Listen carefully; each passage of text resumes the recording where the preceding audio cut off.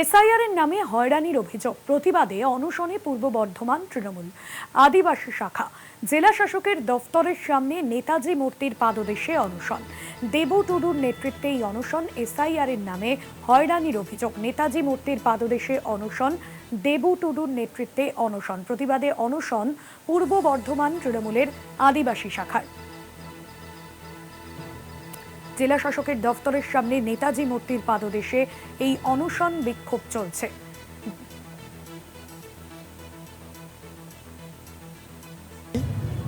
এই যে এসআইআর হচ্ছে, এসআইআর এর নামে প্রায় 10,000 আদিবাসীকে শুনানির নোটিশ দেওয়া হয়েছে। কেন না বলছে লজিক্যাল ডিসক্রিপেন্সি, মানে তথ্যে গরমিল আছে। তথ্যে গরমিল আবার আমাদের কি? আমরা ভারতবর্ষের আদিম জাতি, আমাদের নতুন করে প্রমাণ করতে হবে?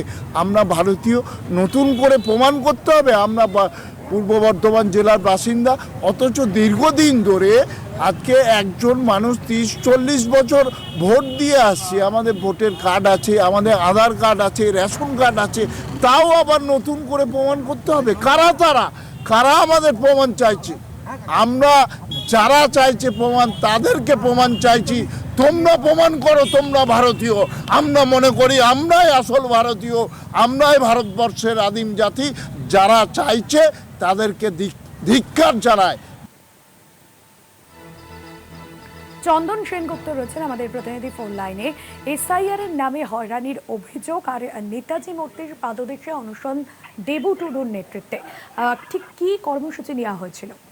হ্যাঁ, দেখো যে রাজ্যে এসআইআর চলছে, একটা নিবিড় সংশোধনের নামে যে হয়রানি হচ্ছে সাধারণ মানুষকে, তারই প্রতিবাদে কিন্তু সারা রাজ্য জুড়ে একটা আলোড়ন সৃষ্টি করেছে এবং তোলপাড় হচ্ছে। এবং তারই প্রতিবাদে আজকে কিন্তু অনশনে নামলো পূর্ব বর্ধমান জেলা তৃণমূল কংগ্রেসের আদিবাসী যে শাখা আছে, সেই শাখার দেবু টুডুর নেতৃত্বে। দেবু টুডু হচ্ছে তৃণমূলের যে আদিবাসী সেল আছে, তারই চেয়ারম্যান। তারই নেতৃত্বে আজকে দুপুরবেলায় পূর্ব বর্ধমানে যে জেলা শাসকের দপ্তর আছে, তার সামনেই নেতাজি মূর্তি, এই নেতাজির মূর্তি পাদদেশে তিনি অনশনে বসেন।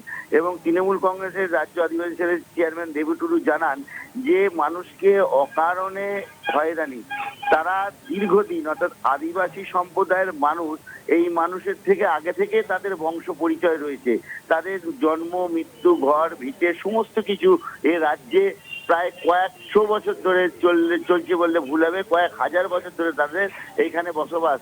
তারপরেও তাদেরকে যদি, এই আদিবাসী সম্প্রদায়ের মানুষকে যদি হয়রানির শিকার করে হতে হয়, তাহলে পরে আর কিছু বলার নেই নির্বাচন কমিশনে। তাই তিনি পথ বেছে নিয়েছেন অনশনের। আজকে দুপুরবেলা থেকে তিনি এই অনশনে বসেন এবং তার সঙ্গে আছেন আরো আদিবাসী ছেলের অনেক মানুষজন।